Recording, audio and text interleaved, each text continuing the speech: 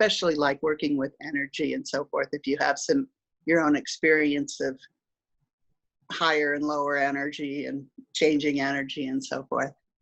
That's a really good point. So I guess working with the EFL techniques, you really need to have that concept of energy, because the tools, sorry, I'm not familiar. Is it the specific gravity and tools of maturity? Yes. Okay. Well, the specific gravity, you're looking at what is the person, it's looking at motivation is one thing, but you're thinking of energy that's really heavy or energy that's very light or energy that's somewhere in the middle, and what motivates people at different levels. But it really is all about energy, because our consciousness, or, you know, you could look at it in a few different ways, but that's really, it's really important to understand and to be willing to work with things like, for myself, initially, when I learned about like the ego active, which is the vast, you know, proportion of people, including ourselves, are somewhere in that range. And ego active is like, what's in it for me?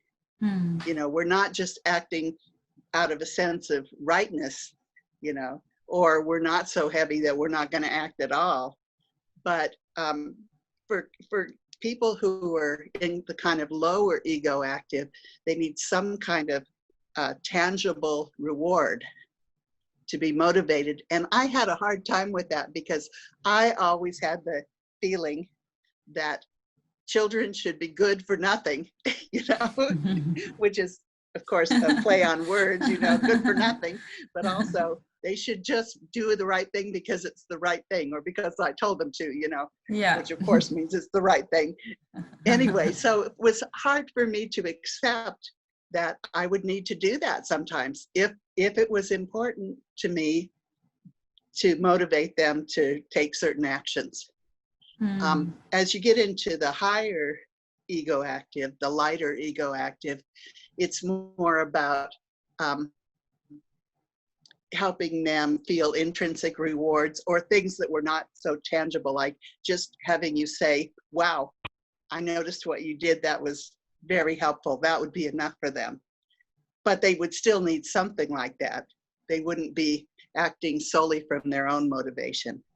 They wanted praise or whatever, but to hear that something was helpful.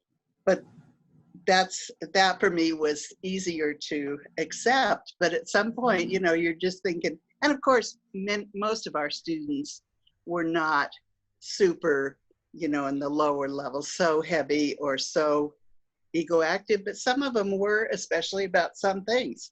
So that's just, you know, I had to get over myself.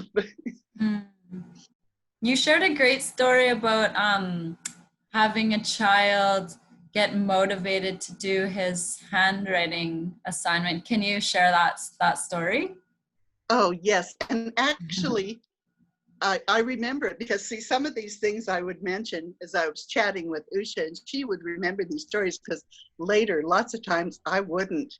You know, I'm thinking, she goes, well, tell some stories about something. I'd be going, what? You know? Anyway, so I had this one particular student, and they had a handwriting sheet of paper every day. They were supposed to trace some letters, write some words, whatever.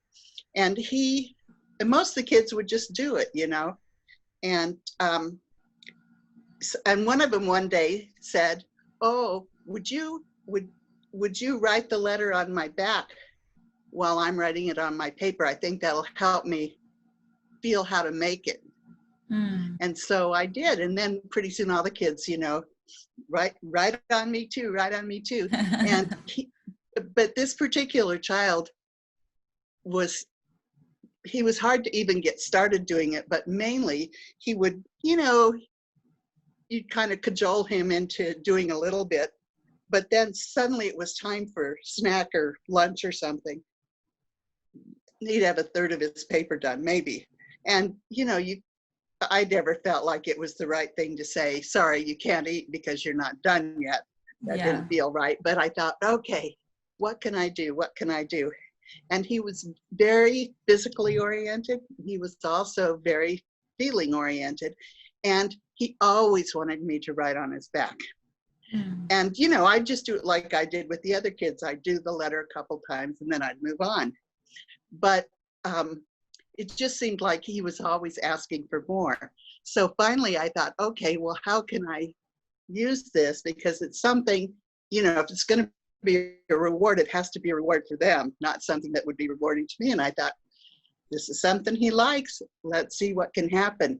So we finally worked out this deal where he would do like all but the last line. If he had that all done and it was still like at least 3 to 5 minutes before whatever the break was, then I would come right, as long as he was writing on his last line, I would come right on his back the whole time.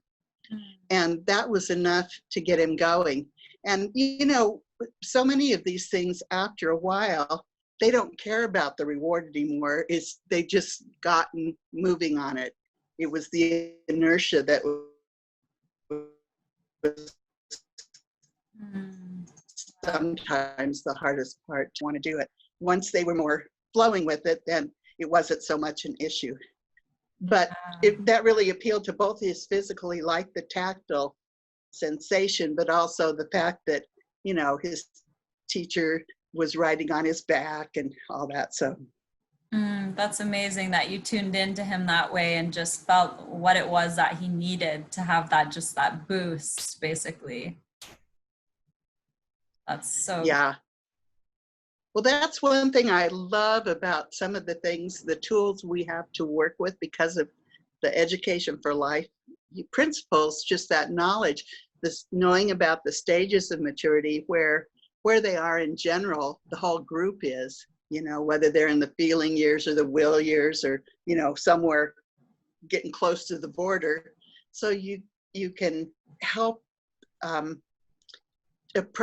provide the appropriate kind of activities for them, but also their individual tools. And some kids, it's really interesting, they really are very well balanced among all 4 tools.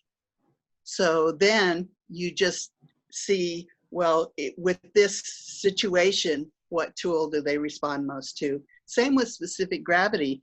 There's always the kind of specific gravity, the energy of the whole group, but within that, each child has their own levels, and it changes a lot with the task at hand. Like some kids are so eager to go out and run a relay, and others it's like dragging their feet. That would be me. I wanted to read instead, you know. I mean, I wouldn't mind reading outside, but I didn't want to get up and move or anything, you know. But everybody has their own things, and it's important to provide activities that appeal to every type of student. So whether they're more will-oriented or intellect-oriented or whatever, you need to be sure that you're offering them ways to learn that take advantage of whatever their strongest tool is. And also then to help them expand in their ability to use other tools as well. And that's one thing that I remember from my years in school is, especially in elementary school, junior high really too, but intellect was so emphasized that if you were good at intellectual things, then nobody cared if you were bad at other things, really. Yeah. You know, unless you were real extreme. But and I happened to be pretty good at those things, you know. I could get good grades and I could score well on tests and so forth. So nobody cared whether I had, you know, I quit taking PE the second I could. And I think I have fairly strong will as well, but certainly nobody ever cared about cultivating my feeling nature, you know, whether I was mean or kind or whatever, as long as, again, it wasn't too extreme. But so that's one thing I really, really appreciate about Education for Life, that sense that you want balance in life, and that outer life and the inner life are both so important.